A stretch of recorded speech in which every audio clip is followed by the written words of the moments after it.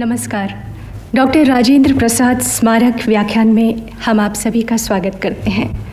देश के प्रथम राष्ट्रपति, अग्रिम पंक्ति के स्वाधीनता सेनानी डॉक्टर राजेंद्र प्रसाद की स्मृति में आकाशवाणी सन 69 से हिंदी में व्याख्यान माला का आयोजन कर रहा है।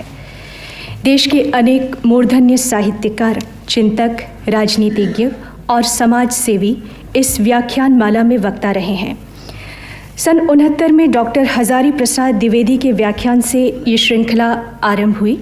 तत्पश्चात Shrimati Mahadevi Verma, Shri Agyeya, doctor Shivmangal Singh Suman, doctor Shankar Dayal Sharma, doctor कर्ण सिंह और श्री अटल बिहारी वाजपेयी जैसे चिंतकों तथा विद्वानों ने इस क्रम में अलग अलग विषयों पर व्याख्यान दिए।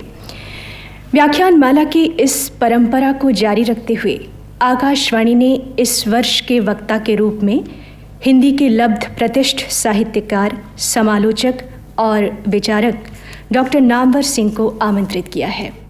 भारतीय साहित्य और संस्कृति को डॉक्टर नामवर सिंह के योगदान की व्याख्या नहीं की जा सकती। सन 51 से अनवरत साहित्य सृजन द्वारा समाज की सेवा में लगे डॉक्टर नामवर सिंह अब एक प्रतिमान बन चुके हैं। काशी हिंदू विश्वविद्यालय, जोधपुर विश्वविद्यालय, आगरा के कन्हैयालाल माणिकलाल मुंशी हिंदी विद्यापीठ में अध्यापन के बाद 1974 में आपने जवाहरलाल नेहरू विश्वविद्यालय नई दिल्ली में हिंदी के प्रोफेसर का कार्यभार संभाला और 1992 से प्रोफेसर इमेरिटस रहे।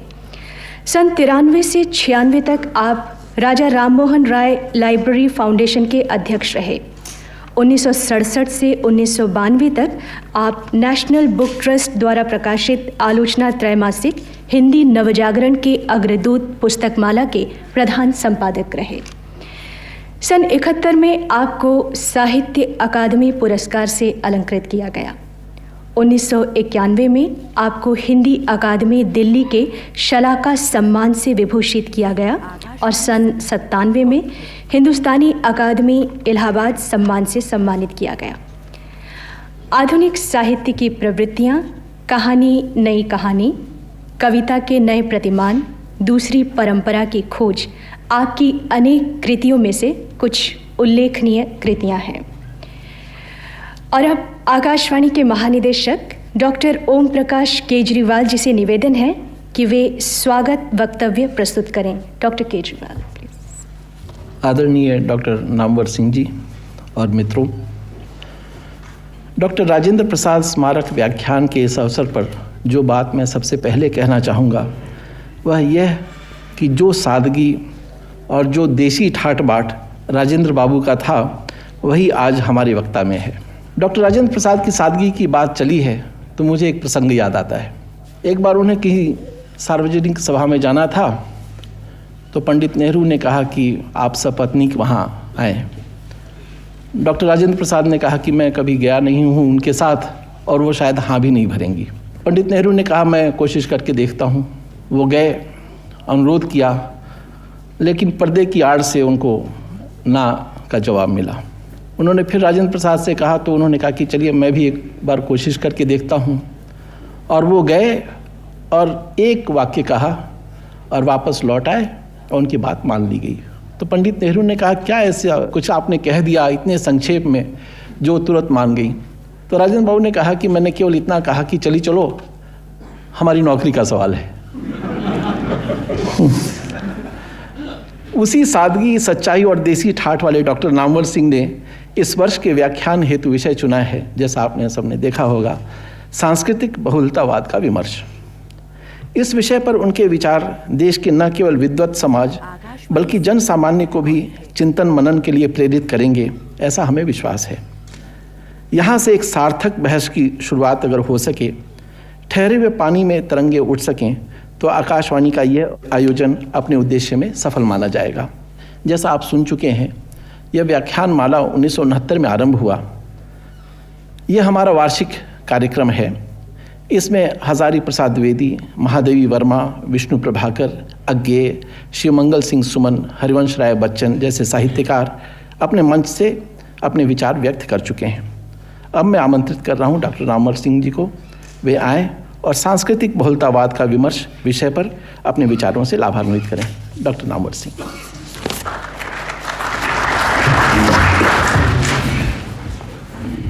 अध्यक्ष डॉक्टर केजरीवाल, उपस्थित देवियों और सज्जनों,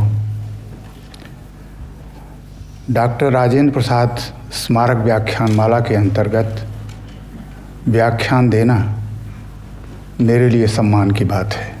जिस व्याख्यानमाला का शुभारंभ मेरे गुरुदेव आचार्य हजारी प्रसाद द्विवेदी की वाणी से हुआ हो, उसमें भाग लेना मेरे लिए कृतार्थता है, चरितार्थता है, साथ ही एक चुनौती भी।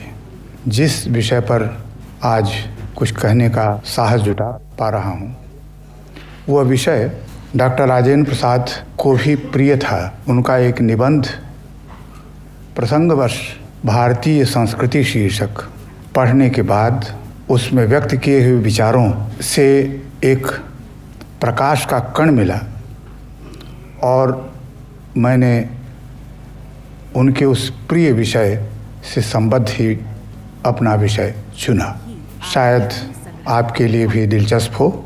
भारतीय संस्कृति के संबंध में उन्होंने जो कहा है वो बहुत कुछ आपके, हमारे सबके मन में पहले से मौजूद है, भावना के स्तर पर, विचार के स्तर पर। जलवायु का असर इंसान के रहन सहन, खान पान, वेशभूषा, शरीर और मस्तिष्क पर पड़ता है, तो उसका जीता जागता सबूत भारत में बसने वाले भिन्न भिन्न प्रदेश के लोग देते हैं। इसी तरह मुख्य मुख्य भाषाएं भी कई प्रचलित हैं और बोलियों की तो कोई गिनती ही नहीं।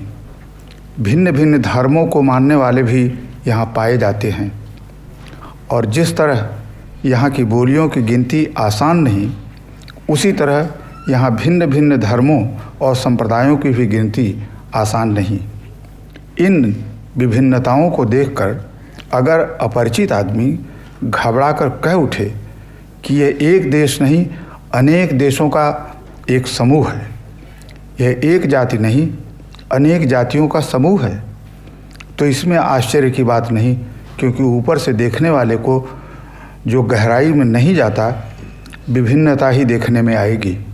पर विचार करके देखा जाए तो इन विभिन्नताओं की तह में एक ऐसी समता और एकता फैली हुई है जो अन्य विभिन्नताओं को ठीक उसी तरह पिरो लेती है और पिरोकर एक सुंदर समूह बना देती है। जैसे रेशमी धागा भिन्न भिन्न प्रकार की और विभिन्न रंगों की सुंदर मणियों अथवा फूलों को पिरोकर एक सुंदर हार तैयार कर देता है, जिसकी प्रत्येक मणि या फूल दूसरों से न तो अलग है और न हो सकता है।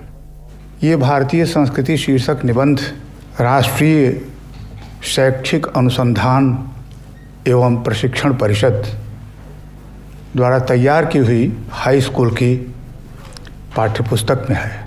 इसमें जिन शब्दों का प्रयोग किया है और सीधी सादी भाषा में जो बात कही गई है, उसमें महत्वपूर्ण एकता के साथ ही समता शब्द है। इस देश में अनेक भाषाएं हैं, अनेक जातियां हैं, अनेक धर्म हैं, अनेक उपजातियां हैं, संस्कृतियां हैं। इस विविधता और बहुलता को सभी स्वीकार करते हैं, क्योंकि ये वास्तविक है, सच है। इनमें शताब्दियों से साथ साथ रहने के कारण संबंध सूत्र भी है, यह भी पहचानते हैं और मानते हैं। लेकिन इनके बीच केवल एकता का ही नहीं संबंध है। राजेंद्र बाबू ने कहा कि कोई भाषा छोटी नहीं है, कोई धर्म छोटा नहीं है, इसी तरह से कोई भाषा बड़ी नहीं है, कोई धर्म बड़ा नहीं है, कोई संस्कृति खोटी नहीं है, कोई संस्कृति खरी नहीं है। यह भाव राजेंद्र बाबू सहज भाव से इसमें व्यक्त कर चुके हैं। इसलिए भिन्नता में एकता की व्याख्या करते हुए ये संभवतः उससे आगे बढ़ करके वे समता की बात करते हैं। और साथ ही अंत में जहाँ उन्होंने कहा है कि मणि या फूल दूसरों से न तो अलग है न हो सकता है, ये अलग न होना और इस अलगाव के विपरीत मत रखते हुए उन्होंने एक और भी इशारा किया है।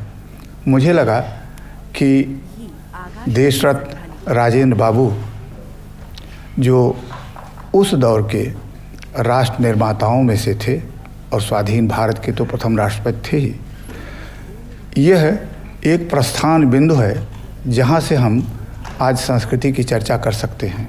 आपको शायद लगे कि भिन्नता में एकता अथवा विविधता में एकता के मंत्र का उल्लेख अपने व्याख्यान के विषय में न करके मैंने सांस्कृतिक बहुलता शब्द को ही क्यों रखा है, एकता पर क्यों नहीं ध्यान दिया या जोर दिया। शायद आपका ध्यान इस पर गया हो। मित्रों, जिस दौर से हम गुज़र रहे हैं उस दौर में इस समय ख़तरा स्वयं संस्कृति पर है। और आप जानते हैं कि संस्कृति एक वचन शब्द नहीं है, संस्कृतियाँ होती हैं और इसलिए संस्कृत हमेशा बहुवचन होती है। सभ्यताएं दो चार होंगी लेकिन संस्कृतियां सैकड़ों हैं। इसलिए ऐसे दौर में जहां संस्कृति की बहुलता को संकट हो और तमाम संस्कृतियों की बहुलता पर पटेला चलाते हुए समतल करने का प्रयास किया जा रहा हो, ऐसे माहौल में उस सांस्कृतिक बहुलता को नष्ट होते हुए देखकर स्वभावतः चिंता होती है और फिर विचार के लिए आवश्यक सूत्र ढूंढने पड़ते हैं। संस्कृतियों की बहुलता इस देश में स्वयं सांस्कृतिक राष्ट्रवाद संकट का कारण है और देश के बाहर भी सांस्कृतिक संकट है।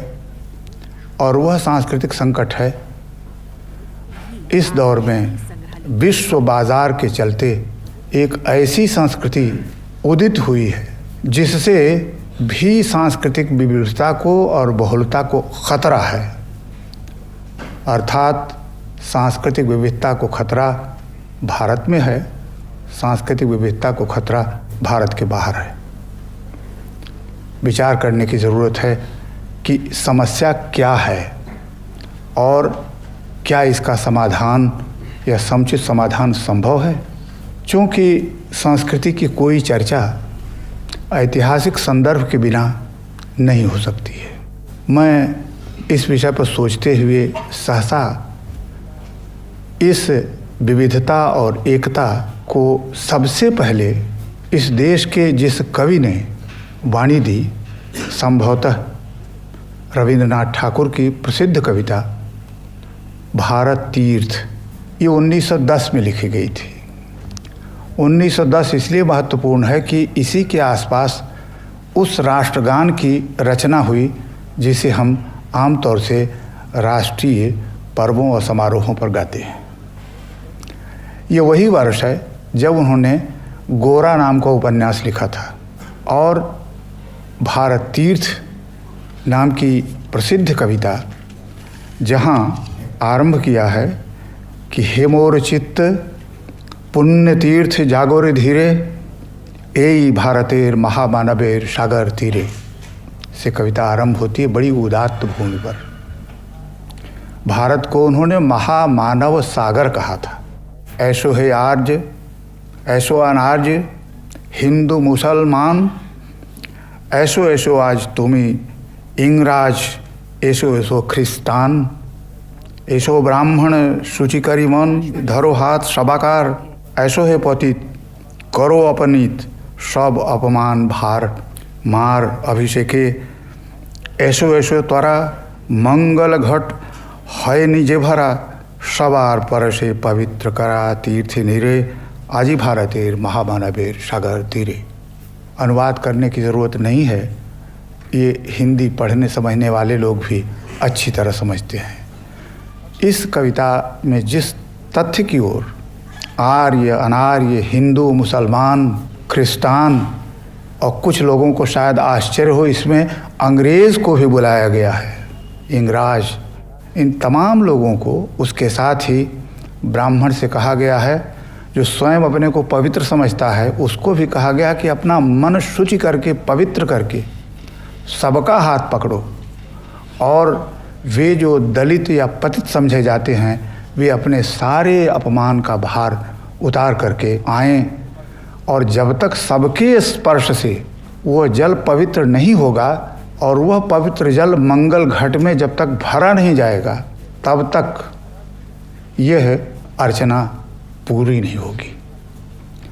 मित्रों, इस गीत को कई बार मैंने पढ़ा है। बहु और एक दोनों की चर्चा की गई है, और रविंद्रनाथ बहुलता के साथ एक और एकता पर निरंतर अपने जीवन पर बल देते रहे हैं, बल्कि वे विश्व मानव की एकता की कल्पना किया करते थे। 1910 के आसपास पृष्ठभूमि है बंग भंग की, और धार्मिक बहुसंख्यक और अल्पसंख्यक के आधार पर बंगाल का विभाजन किया गया था और उसके लिए स्वदेशी आंदोलन चला था। उस विभाजन की पृष्ठभूमि में बहुलता में उस एक विशेष प्रकार की एकता की बात कही गई थी। स्वाधीनता संग्राम के दौर के अनेक कथनों, वक्तव्यों और हमारे मनीषियों की पुनर्व्याख्या आज की जा रही है। भय है कि यहाँ भी उसकी गुंजाइश निकाली जा सकती है। हेथाय आर्य, हेथा अनार्य, हेथाय द्रविड़ चीन, शक हूणदल पठान मुगल, एक देहे होलो लीन। ये सब एक देह में लीन हो गए थे।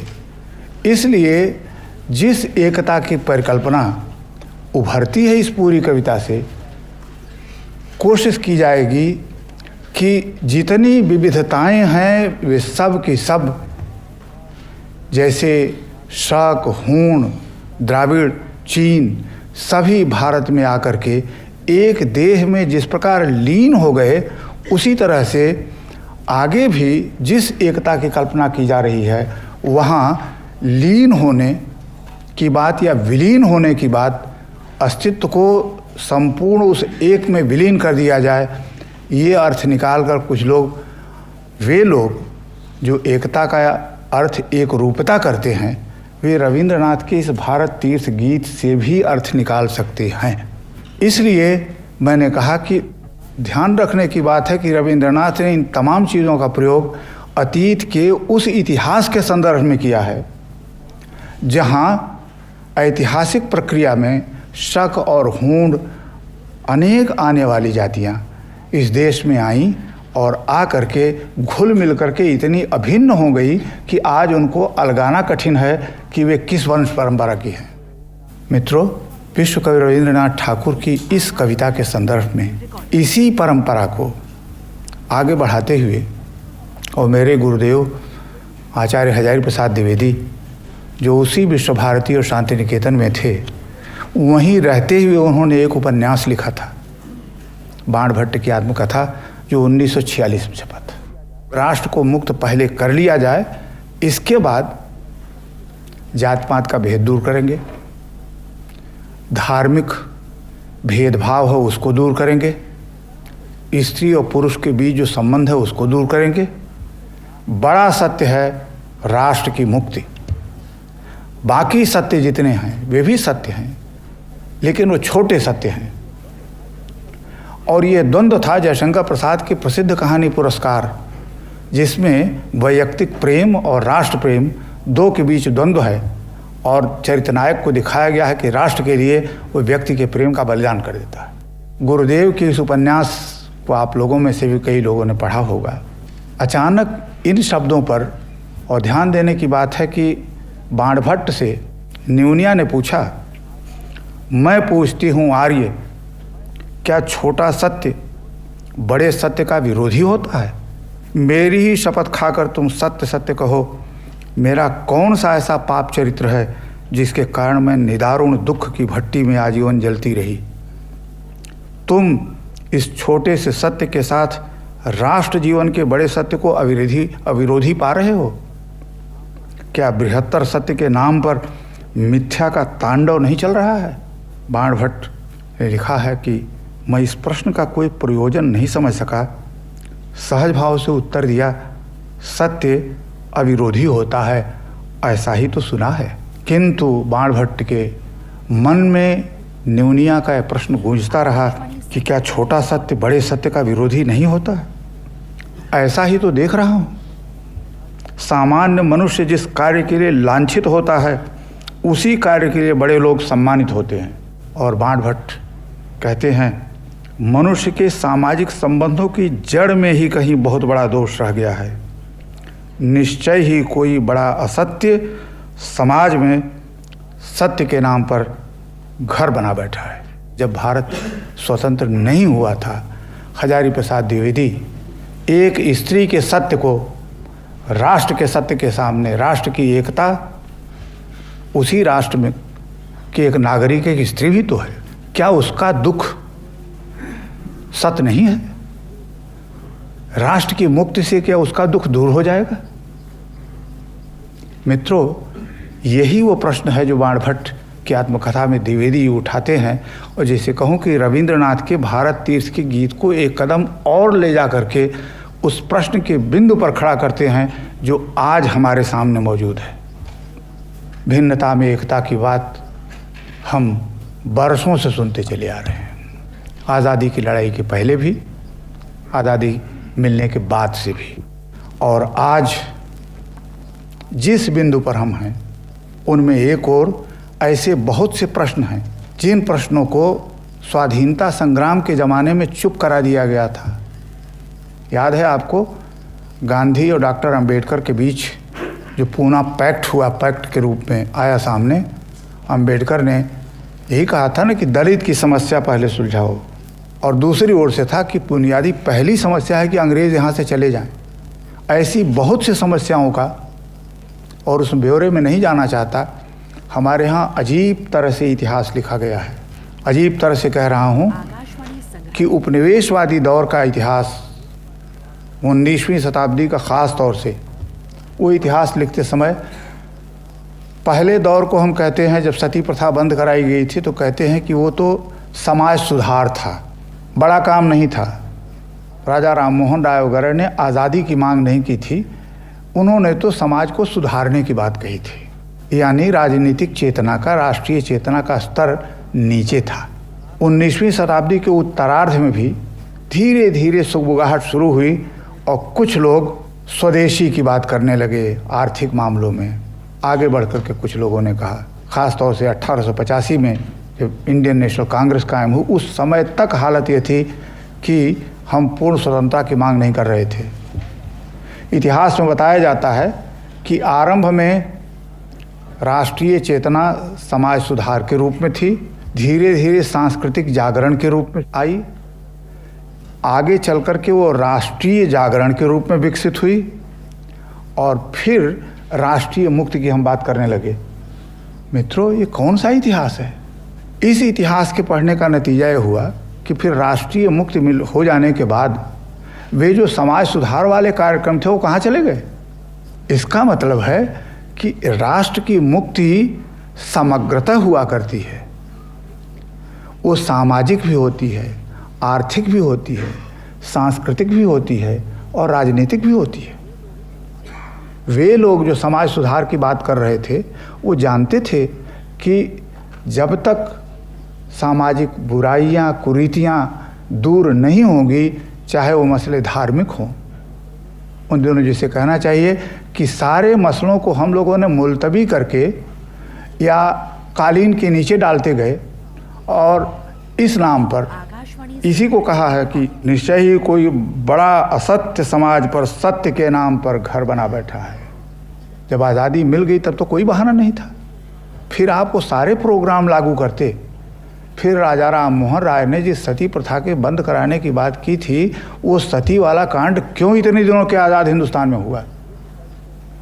जिन दलितों को उस समय हमने कहा कि आज़ादी मिलेगी तो दलितों की समस्या भी हल हो जाएगी, ये जो पूना पैक्ट हुआ था वो वादा निभाने में इतनी देर क्यों हुई कि आज एक दलितों का आंदोलन भी शुरू हो गया है। स्त्री मुक्ति के बारे में 19वीं शताब्दी में पंडिता रमाबाई ने या अनेक महिलाओं ने उस दौर में जो कुछ लिखा, वे सारी की सारी चीज़ें उस समय कालीन में दबा करके या समाज सुधार मात्र है, असल चीज़ तो राष्ट्रीय मुक्ति है। जो प्रश्न बाणभट्ट की आत्मकथा में उठाया गया था कि छोटा सत्य और बड़ा सत्य, राष्ट्र की मुक्ति या राष्ट्र का विकास एक और दूसरी ओर जो राष्ट्र के टुकड़े हैं, चाहे वे धार्मिक अल्पसंख्यक हों, जाति से अल्पसंख्यक हों, भाषा की दृष्टि से अल्पसंख्यक हों, चाहे वो दलित हों, आदिवासी हों, स्त्री हो, ईसाई हों, मुसलमान हों, ये सारे के सारे इनके अपने अस्तित्व का जो सवाल है उससे और राष्ट्र के विकास से क्या रिश्ता हो, उनकी भाषा, उनकी संस्कृति। मित्रों, इस देश में जवाहरलाल नेहरू विश्वविद्यालय में एक समय एक कार्यशाला हुई जो हमारे संविधान की 8वीं अनुसूची है, इस पर विचार किया गया था कि भारत में अब भी ऐसी अनेक भाषाएं हैं जिनका अपना राज्य भी अब है। उत्तर पूर्व को आप देखें, उसमें से अनेक भाषाएं हैं, संथाली है, मुंडारी है, कई भाषाएं हैं, बड़ी समृद्ध परंपरा उनकी है, भाषाई परंपरा, साहित्यिक परंपरा, और उनको स्थान 8वीं अनुसूची में नहीं मिला है। और दुनिया के भाषा वैज्ञानिक और नृतत्व वैज्ञानिक लगभग अनुभव कर रहे हैं कि दुनिया की कई भाषाएं इस बीच मर गई हैं। 19वीं शताब्दी में जिन भाषाओं की लिपि थी, उन्हें बोलने वाले थे, वही भाषाएं अब उनको न कोई बोलने वाला है क्योंकि लिखी नहीं गई, सुरक्षित नहीं रखी गई। क्या हम चाहते हैं कि भारत में भी यही स्थिति हो? ग्रियर्सन के लिंग्विस्टिक सर्वे ऑफ इंडिया में कुछ ऐसी भाषाएं भी दी गई हैं जिसका बोलने वाला एक आदमी था। मेरा ख्याल है कि उस भाषा का बोलने वाला आज कोई आदमी नहीं होगा। इसलिए जिस संस्कृति की बात करते हैं उस संस्कृति की बुनियाद है भाषा, और सांस्कृतिक बहुलता की जब हम बात करते हैं तो भाषा उस बहुलता की एक महत्वपूर्ण इकाई है। उस बहुलता की रक्षा होगी कि नहीं, मैं स्वयं उस भाषा से मेरा संबंध है, लिखना, पढ़ना, पढ़ाना, जो संपर्क भाषा के रूप में, राजभाषा के रूप में मान्य है, उसके एक अदना विद्यार्थी की हैसियत से, और चूँकि मेरी भाषा है, उसके नाते मैं अनुभव करता हूँ कि हिंदुस्तान में सांस्कृतिक रक्षा के लिए पहली ज़रूरत है कि जिनको हम बोली कहते हैं, आदिवासी बोलियाँ कहते हैं, भाषाएं कहते हैं, आज उन भाषाओं को बचा के रखना है, क्योंकि हर भाषा के साथ शताब्दियों की संस्कृतियाँ छिपी हुई हैं। एक भाषा मरती है तो उसके साथ ऐसे लोगों की हजारों साल की स्मृतियाँ मर जाती हैं, उनके साथ वो संस्कार मर जाते हैं, उनका साहित्य मरता है, रहन सहन मरता है। इसलिए यह बड़ा सत्य कि राष्ट्रभाषा को बचाने के लिए, संपर्क भाषा कायम रखने के लिए, चाहे वो जो भी भाषा हो, उसकी बलिवेदी पर हम चाहे वो छोटी ही सही, उसकी बलि क्यों चढ़ाएं।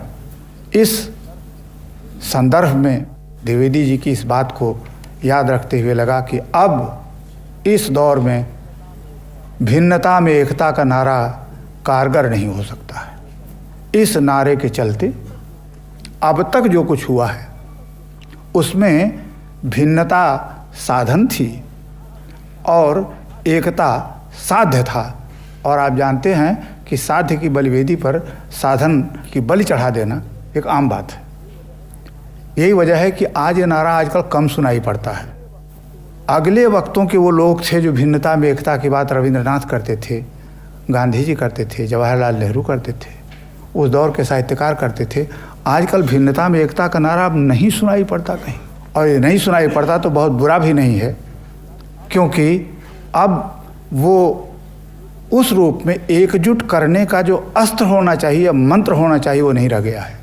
और जब वो मंत्र नहीं रह गया है, इसके फलस्वरूप अब आज के ज़माने में उस बहुल जो संस्कृतियां हैं उनके बीच और जो एकता का केंद्र है, एक और अनेक केंद्र और परिधि, उनके बीच का रिश्ता बदल गया है। अब वो दिन गए जब अपने देश में अनेक भाषाओं के होने, अनेक धर्मों के होने, अनेक क्षेत्रीय संस्कृतियों के होने से भोजन की विविधता, वस्त्र की विविधता, रंगारंग, इस पर गर्व किया करते थे। अब ये चीज़ें गणतंत्र दिवस की परेड की शोभा यात्रा मात्र रह गई हैं, यानी प्रदर्शन की वस्तु रह गई है। अब उन्हीं इलाकों में जब लोग सिर उठाने लगे हैं तो ऐसा लगता है कि बहुलता ख़तरनाक हो गई है। शेर की तरह से, जैसे जंगल में रहने वाले लोग ख़तरनाक हो जाते हैं, उनसे आप डरने लगते हैं। ये जो विविधताएं हैं वो हमारे लिए चुनौती बन गई हैं कि हम क्या करें इनका। कभी हम जिन्हें अपनी समृद्धि का परिचायक समझते थे, आज हमारे लिए वो चुनौती मालूम होने लगी हैं कि इनका क्या करें, कैसे प्रबंधन किया जाए। क्योंकि इन्हीं में कहीं आतंकवादी, उग्रतावादी लोग भी दिखाई पड़ेंगे। वे अपनी अस्मिता के लिए, अपने अस्तित्व के लिए संघर्ष करते हुए दिखाई पड़ेंगे। स्वतंत्र राज्य की मांग करने वाले दिखाई पड़ेंगे। प्रतिनिधित्व का अधिकार विशेष मांगेंगे। इस संदर्भ में कुछ ही वर्ष पहले, और चूंकि ये घटनाएं ज़्यादा से ज़्यादा उग्र हुई हैं इस शताब्दी के अंतिम दशक में, लगभग 1990-91 के आसपास से। 91 में इकोनॉमिक एंड पॉलिटिकल वीकली में प्रोफेसर ज्ञानेंद्र पांडे का एक लेख छपा था, in defence of the fragment. Fragment माने टुकड़ा, टुकड़े की हिमायत करते हुए उसके पक्ष में। ये टुकड़े किसी के लिए तो जिगर के टुकड़े हो सकते हैं, लेकिन ये टुकड़े हैं राष्ट्र के, जिनसे राष्ट्र भरा पूरा बना है, समृद्ध हुआ है। और ज्ञानेंद्र पांडे ने ये दिखाने की कोशिश की है कि आज जिस एकता को हम स्वाभाविक, बहुत से लोग समझते हैं हमारे सामने बड़ी पुरानी, क्योंकि रूपकों की भाषा में सोचने की आदत है, देह और आत्मा के रूप में सोचते हैं। राष्ट्र की एक आत्मा हुआ करती है। अब राष्ट्र की आत्मा, ये वो आत्मा है जिसके सामने देह जो है वो गौण चीज़ है। इसलिए बहुलता शरीर है, महत्वपूर्ण चीज़ तो आत्मा है, और राष्ट्र की आत्मा नाम की चीज़ होती है। उस आत्मा के सम्मुख ये जो विविधताएं, बहुलताएं, जो फ्रैगमेंट हैं, जो टुकड़े हैं, टुकड़े टुकड़े ही हैं। इसलिए अखंड भारत में खंड के लिए कोई जगह नहीं है। बहुत पहले हिंदी की कविता की एक पंक्ति है, गोपियों ने उद्धव से बहस करते हुए कहा, जब बार बार कहें कि कृष्ण में अपने को तुम लीन कर दो, यही चरम लक्ष्य तुम्हारा होना चाहिए, तो गोपियों ने उद्धव से कहा कि जई है बन बिगड़ी न बारिधता बारिध की, बूंदता बिलई हैं बूंद विवश विचारी की। यदि समुद्र में बूंद, यदि समुद्र में मिल जाए तो समुद्र का न कुछ बनेगा न बिगड़ेगा। एक बूंद अगर समुद्र में मिल गई तो समुद्र का क्या होना है, और यदि नहीं मिली तो उसका क्या घाटा है। लेकिन बूंद की बूंदता समाप्त हो जाएगी। जय है बन बिगड़ी न बारिधता बारिध की, बूंदता बिलई हैं बूंद विवश विचारी की। ये टुकड़े यदि मिल भी जाएंगे तो उसका क्या होना है।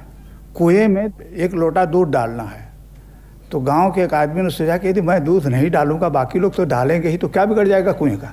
इसलिए ऐसी स्थिति में राष्ट्र के टुकड़े 50 वर्षों तक इंतजार करने के बाद कि ठीक है मुक्ति हो गई है, अब तो आप कुछ कीजिए, और उन टुकड़ों में स्त्रियां प्रतिनिधित्व मांग रही हैं, दलित प्रतिनिधित्व मांग रहे हैं, और कहा जा रहा है ये सत्ता के लिए लोभी हैं। जो सत्ता में बैठे हैं वो सत्ता के लोभी नहीं है, वो देश कल्याण कर रहे हैं। और ये जो मांग रहे हैं तो सत्ता मांग रहे हैं, और आप जो स्वयं बैठे हुए हैं आपको सत्ता का न लोभ है न सत्ता से कोई लगाव है।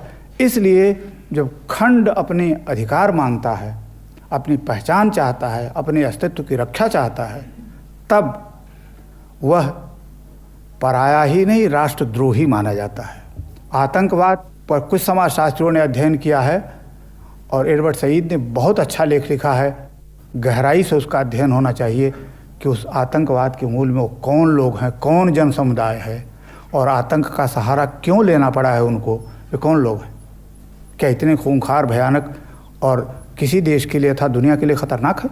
इसलिए इन डिफेंस ऑफ फ्रैगमेंट, ये टुकड़े के पक्ष में लिखने की ज़रूरत एक इतिहासकार को इसलिए पड़ी कि सारा इतिहास और ख़ास तौर से राष्ट्रवादी इतिहास जिस तरह लिखा जा रहा है और जहाँ उस राष्ट्रीय आत्मा, राष्ट्रीय एकता के नाम पर सबके तहत सब कुछ को आत्मसात करके उन टुकड़ों का इतिहास जिसको सबाल्टर्न स्टडीज़ के नाम से कहते हैं वो लिखते हुए दिखाई पड़ रहे हैं। मित्रों, इस प्रक्रिया जो राष्ट्र के अंदर है, सांस्कृतिक राष्ट्रवाद और सांस्कृतिक बहुलतावाद जिसे कहें, वो एक ही सिक्के के दो पहलू हैं। दोनों के बीच द्वंद्वात्मक संबंध, एक की प्रतिक्रिया में दूसरा। और ये चीज़ इशारा करती है भारत से बाहर चल करके हम लोग देखें। सांस्कृतिक बहुलता के लिए संघर्ष उचित है, लेकिन इस बहुलता की रक्षा में कुछ विचारधाराओं के रूप में और विशेष प्रकार की विचारधारा या आइडियोलॉजी जिसे कहते हैं, उस आइडियोलॉजी में सांस्कृतिक बहुलतावाद नाम की चीज़ कायम की गई, जहाँ बाकी तमाम चीज़ें पीछे पड़ गई, जिसने अपने यहाँ रेड इंडियंस को ख़त्म किया, जिसकी न भाषा बची है न संस्कृति बनी है, जिन लोगों ने काले लोगों को दूसरे दर्जे का नागरिक बना रखा है। अचानक इनको, और जो लोग एक सांस में ग्लोबल विलेज की बात कर रहे हैं, सारी दुनिया विश्वग्राम है, वसुधैव कुटुंबकम हम लोग कभी कहते रहे होंगे, हाईजैक कर लिया उसको इन लोगों ने, और अब ग्लोबल विलेज की वो बात कर रहे हैं। एक और ग्लोबल विलेज, एक और विश्व बाजार, भूमंडलीकरण, और दूसरी ओर ये लोग विविधता की बात कर रहे हैं। दोनों, ये क्या मामला है? रघुवीर सहाय की कविता है कि हे प्रभु, ये तुम्हारी दया नहीं तो और क्या है कि इन दोनों में कोई संबंध नहीं है। सौभाग्य से और संयोग से कहिए कि उस जर्नल में का पहला लेख अमर्त्य सेन का है, और अमर्त्य सेन के उसका ज़रूर हवाला मैं देना चाहूँगा। उस दिलचस्प है इस मामले में। शीर्षक अमर्त्य सेन ने दिया है, और अमर्त्य सेन वही हैं जो प्रोफेसर क्षिति मोहन सेन जो विश्व भारती में थे, रविंद्र की उस पूरी परंपरा से परिचित हैं। अमर्त्य सेन एक विश्वविख्यात अर्थशास्त्री होने के साथ। उनके निबंध का शीर्षक है भारतीय परंपराएं और पाश्चात्य कल्पना। याद रखें, इंडियन ट्रेडिशंस बहुवचन में है। हमारे यहाँ बड़ी बेहिचक, बेलाग, बेलौस तरीके से ये बड़े बड़े लोग ऊंची कुर्सियों पर बैठे हुए भारतीय परंपरा कहते हैं, जैसे परंपरा एक ही है। इतने विशाल देश में, जिसका हज़ारों साल का इतिहास हो और इतना बड़ा भूभाग हो, उसमें क्या एक ही परंपरा रही होगी? जिस देश में कहा जाता है कि नैको मुनिर यस्य मतिर्न भिन्ना, ऐसा कोई मुनि नहीं है जिसका मत भिन्न न हो। वो मुनि कैसा? जो दूसरों के हाँ में हाँ मिलाता हो। भिन्न होना ही चाहिए, कभी कभी भिन्नता के लिए भी भिन्न होना चाहिए। ऐसे देश में चूँकि डाइवर्सिटी नाम के विशेष अंक में छपा हुआ पहला ही लेख है, भारत की ओर से आया है, और ये कि भारतीय परंपराएं। मैंने जब दूसरी परंपरा नाम का लेख लिखा तो कहा कि परंपरा दूसरी होती है, तीसरी होती है, चौथी होती है। वो कौन को समझाए? दूसरी माने अन्य है। यहाँ हिंदी में दूसरा जो है अन्यवाचक सर्वनाम भी हुआ करता है, संख्यावाचक नहीं हुआ करता है। इतनी हिंदी जानते हैं लोग। परंपराएं होती हैं।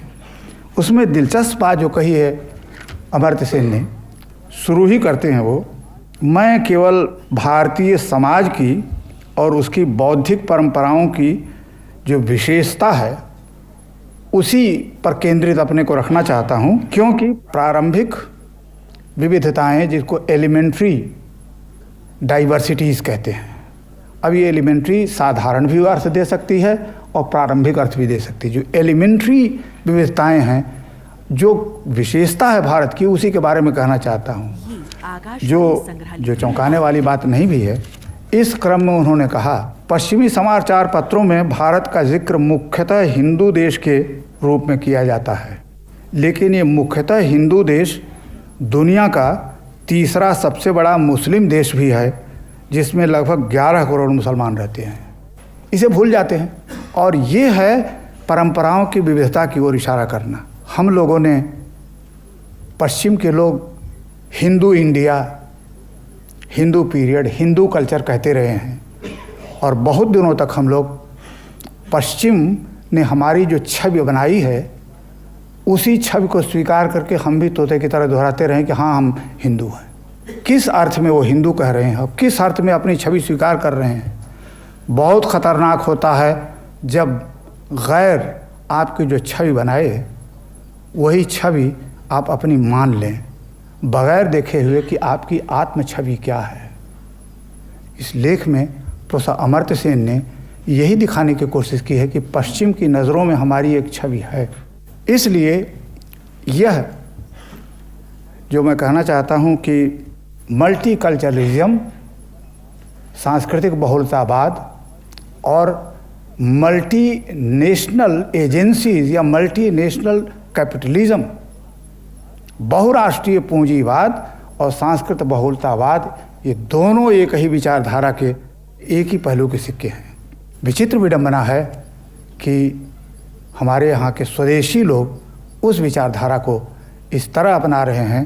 फैज़ का वो शेर याद आता है, शमे नज़र ख़याल के अंजुम जिगर के दाग, जितने चिराग हैं तेरी महफिल से आए हैं। इसलिए शमे नज़र और ख़याल के अंजुम तारे तो हैं ही, लेकिन ये जिगर के जो दाग हैं न, जितने ये भी चिराग हैं हमारे लिए। शमे नज़र ख़याल के अंजुम जिगर के दाग, जितने चिराग हैं तेरी महफिल से आए हैं। और ये तेरा कौन है, इसे साफ शब्दों में बताने की ज़रूरत नहीं है। ये आइडियालॉजी, ये विचारधारा बहुराष्ट्रीय कंपनियों के साथ आ रही है। और मैं अंत में कहना चाहता हूँ कि सांस्कृतिक राष्ट्रवाद से हमारे देश की सांस्कृतिक बहुलता को जितना खतरा है, उतना ही बल्कि उससे ज़्यादा खतरा उस बहुराष्ट्रीय पूंजीवाद से बनने वाली बाज़ार की संस्कृति, जिससे उपभोक्ता संस्कृति भी कहते हैं, उस संस्कृति के चलते हमारी सांस्कृतिक बहुलता को बहुत बड़ा खतरा है। हमें ही नहीं, ख़ास तौर से तीसरी दुनिया के देशों को खतरा इसलिए ज़्यादा है कि ये ऊपर से विविधता, सतह पर विविधता और मूल तत्व उसका एक रूपता का है। आप अच्छी तरह जानते हैं कि बहुराष्ट्रीय पूंजीवाद कुल मिलाकर के माल ही बेच रहा है। माल एक ब्रांड, अलग अलग एथनिक ब्रांड भी नाम से मिलेंगे आपको। सतह पर बहुलता है, विविधता है। किसी रेस्तरां में चले जाइए, तरह तरह के एथनिक फूड आपको मिलेंगे, डिशेज मिलेंगी, सारी विविधता है। लेकिन कुल मिलाकर के आप देखें तो बहुराष्ट्रीय कंपनियां माल बेच रही हैं, ब्रांड अलग अलग नाम दे करके। अर्थात ये जो विरोधाभास दिखाई पड़ रहा है, विश्वग्राम और सांस्कृतिक बहुलता दोनों एक साथ रह सकती हैं, क्योंकि दोनों में गहरा संबंध है। और ये सारी की सारी चीज़ें सांस्कृतिक बहुलता को एक माल में, एक ब्रांड में बदल देंगी।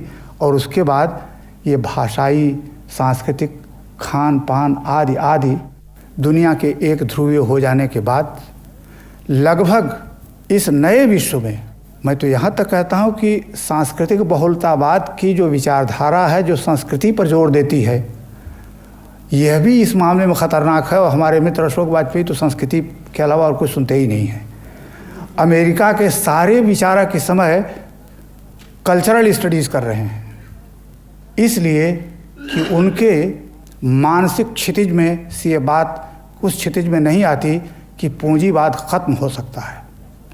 हम लोगों ने जैसे चुपचाप स्वीकार कर लिया है कि 21वीं शताब्दी भी पूंजीवाद की होगी, बहुराष्ट्रीय पूंजीवाद की होगी, पूंजीवाद कभी ख़त्म नहीं होगा। इसलिए आओ संस्कृति की चर्चा करें। पूंजीवाद बेदाग रहे, बचा रहे, और हम लोग संस्कृति की बहुलता की रक्षा करने में लगे रहें। मित्रों की संस्कृति बहुत अच्छा प्यारा शब्द है। इसमें हमारी आत्मा है, खून पसीना है, मामूली लोगों का, अभिजन का, बड़े लोगों का नहीं, जिन्होंने इस हमारी संस्कृति की रंगारंग संस्कृति को विविध रंगों में, धर्मों में, भाषाओं में, कलाकृतियों में बनाया है, संवारा है। कभी कभी सांस्कृतिक लड़ाई भी राजनीतिक लड़ाई हो जाती है, और अच्छों को पता नहीं चलता है, बाद में मालूम होता है। नमक जो है वो कभी कभी बारूद से ज़्यादा विस्फोटक होता है, ये हिंदुस्तान नहीं जानता है तो कौन जानता है, गांधी जी ने किया था। इसलिए जो भ्रम में न रहें लोग सांस्कृतिक राष्ट्रवाद वाले कि वही संस्कृति करना जानते हैं, ये जो टुकड़े हैं हमारी संस्कृति के, जो हाशिए पर पड़े हुए हैं, जो परिधि पर हैं, यही सांस्कृतिक क्रांति शुरुआत होगी उसकी, जो इस देश में सांस्कृतिक राष्ट्रवाद के नाम पर एक रूपता कायम करने वालों के खिलाफ एक बहुत बड़ा जलजला होगा। और शायद ये फैले तो तीसरी दुनिया से निकल करके बहुराष्ट्रीय पूंजीवाद को भी चुनौती देगा, जो बड़े मज़े में विश्व ग्राम बना करके बहुलता की रक्षा करता हुआ दिखाई पड़ रहा है। धन्यवाद।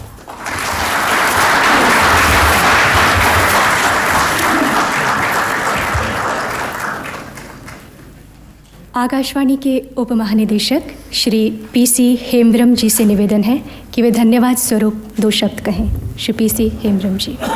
आदरणीय डॉक्टर नामवर सिंह जी, आकाशवाणी के महानिदेशक एवं प्रसार भारती के सीईओ डॉक्टर केजरीवाल जी, देवियों और सज्जनों, सांस्कृतिक बहुलतावाद का विमर्श विषय पर डॉक्टर नामवर सिंह का अत्यंत विद्वतापूर्ण विचारोत्तेजक व्याख्यान अभी हम सब सुना है।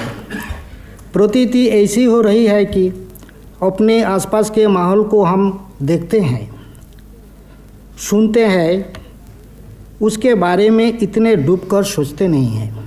उसके लिए एक पैनी दृष्टि चाहिए, सोचने का समय होना चाहिए। यह महत्वपूर्ण मुद्दे हैं जिन पर चिंतन मनन की आवश्यकता है। डॉक्टर राजेंद्र प्रसाद स्मारक व्याख्यानमाला के अंतर्गत इस वर्ष के व्याख्यान हेतु अपने विचारों से लाभान्वित करने के लिए डॉक्टर नामवर सिंह के प्रति हम आभार व्यक्त करते हैं और श्रोताओं का आभार बार बार, जिन्होंने बहुत ध्यान से डॉक्टर नामवर सिंह जी का यह व्याख्यान सुना। इस कार्यक्रम की व्यवस्था में लगे अपने साथियों का भी मैं धन्यवाद करता हूँ। धन्यवाद।